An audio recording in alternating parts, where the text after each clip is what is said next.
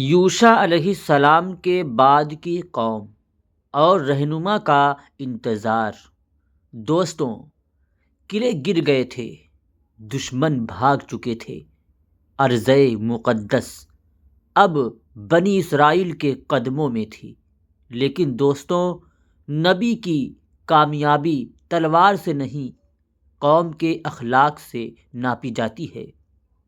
فتح کے بعد کی پہلی غلطی، اللہ تبارک و تعالیٰ کا صاف حکم تھا کہ اس فتح میں ملی چیزوں کو اپنی ملکیت نہ بنانا، یہ سب اللہ رب العزت کی امانت ہے۔ لیکن دوستوں، قوم میں سے کچھ دل اب بھی پرانے تھے، کچھ لوگوں نے چپ چاپ مال چھپا لیا۔ اور دوستوں، نبی جانتے تھے جب دلوں میں خیانت آتی ہے تو فتح بھی بوجھ بن جاتی ہے۔ حضرت یوشع علیہ السلام نے قوم کو جمع کیا اور فرمایا، اے بنی اسرائیل، تم نے اللہ تبارک و تعالیٰ کا وعدہ اپنی آنکھوں سے پورا ہوتے دیکھا ہے۔ اب اگر تم پلٹے تو زمین بھی تم سے منہ موڑ لے گی۔ دوستوں، یہ تلوار کی دھمکی نہیں تھی، یہ آخری رہنما کی محبت بھری چیتاونی تھی۔ نبی کا سب سے بڑا ڈر، سوچئے دوستوں، یوشع علیہ السلام کا ڈر دشمن نہیں تھا، ان کا ڈر یہ تھا کہ میرے بعد یہ قوم پھر اسی گمراہی میں نہ لوٹ جائے جہاں سے اللہ تبارک و تعالیٰ نے انہیں نکالا۔ یہی وجہ تھی کہ وہ آخری وقت تک قوم کو یاد دلاتے رہے کہ اللہ تبارک و تعالیٰ کو مت بھولنا، ورنہ تم خود کو بھول جاؤ گے۔ دوستوں، حضرت یوشع علیہ السلام کے گزرنے کے بعد کسی تاج پوشی کا اعلان نہیں ہوا، کوئی بڑا قبرستان نہیں بنا، بس ایک نبی جس نے حضرت موسیٰ علیہ السلام کا وعدہ پورا کیا اور پھر خاموشی سے دنیا سے رخصت ہو گئے۔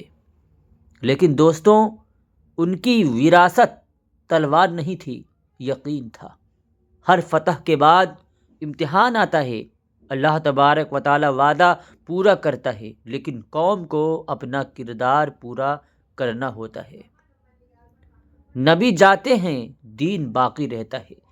حضرت موسیٰ علیہ السلام نے راستہ دکھایا اور حضرت یوشع علیہ السلام نے قدم رکھوائے۔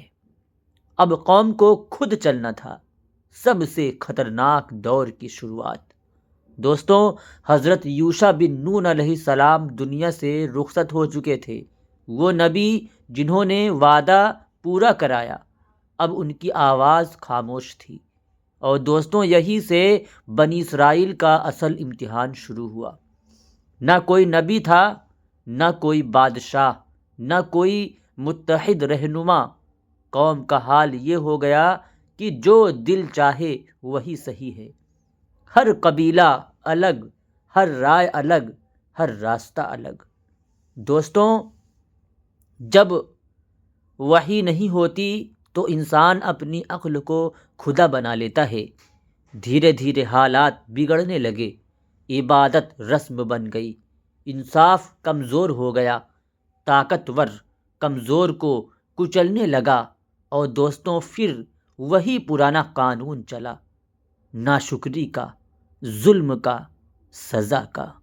اللہ تبارک و تعالیٰ نے دشمن قوموں کو ان پر مسلط کر دیا۔ کبھی فلسطینی حملہ کرتے، کبھی دوسرے قبیلے بنی اسرائیل روتے ہوئے پکارتے، اے اللہ ہمیں بچا لے۔ دوستوں، جب پکار سچی ہوتی تو اللہ رب العزت ایک مددگار کھڑا کر دیتا۔ اللہ تبارک و تعالیٰ نے ہر دور میں ایک ایک شخص بھیجا جو نبی نہیں لیکن اللہ تبارک و تعالیٰ کا چنا ہوا تھا۔ انہیں کہا جاتا تھا حاکم۔ کوئی تلوار لے کر اٹھا تو کوئی دعا لے کر، اور کوئی قسمت بن کر۔ لیکن دوستوں، ہر حاکم کے بعد قوم پھر پھسل جاتی، ایک دردناک چکر میں پھنس جاتی، کبھی گناہ میں پھنس جاتی، کبھی دشمن کا ظلم، کبھی توبہ اور رونا، کبھی اللہ تبارک و تعالیٰ کی مدد، کبھی کچھ وقت کی سدھار، کبھی پھر وہی غلطی۔ دوستوں، یہ سلسلہ سالوں نہیں صدیوں تک چلا۔ آخر کار قوم ٹوٹ گئی۔ ایک دن بنی اسرائیل نے کہا کہ ہمیں بار بار ٹوٹنا پڑتا ہے کیونکہ ہمارے پاس کوئی مضبوط نظام نہیں۔ اور دوستوں، انہوں نے وہ بات کہی جو اس سے پہلے کبھی نہیں کہی تھی کہ ہمارے لیے ایک بادشاہ مقرر کر دو تاکہ ہم باقی قوموں کی طرح ہو جائیں۔ سوچئے دوستوں، جو قوم اللہ رب العزت کی ہدایت پر خاص تھی وہ اب دنیا کی نقل چاہنے لگی۔ اللہ تبارک و تعالیٰ کی طرف سے کہا گیا کہ بادشاہ آئے گا تو وہ تمہارے بیٹے لے جائے گا، تمہاری دولت لے جائے گا، وہ تمہیں حکموں میں جکڑ دے گا۔ لیکن دوستوں، قوم اڑی رہی، بولی نہیں، ہمیں بادشاہ ہی چاہیے۔ یہیں سے طالوت کی کہانی کا دروازہ کھلتا ہے۔ جہاں بادشاہ چنا جائے گا، قوم پھر سوال اٹھائے گی، دریا پھر امتحان بنے گا، اور ایک گمنام نوجوان اتہاس بدل دے گا۔ دوستوں، لگے رہیں ہمارے چینل کے ساتھ، اس کے آگے کا واقعہ انشاءاللہ اگلے ویڈیو میں ضرور بتایا جائے گا۔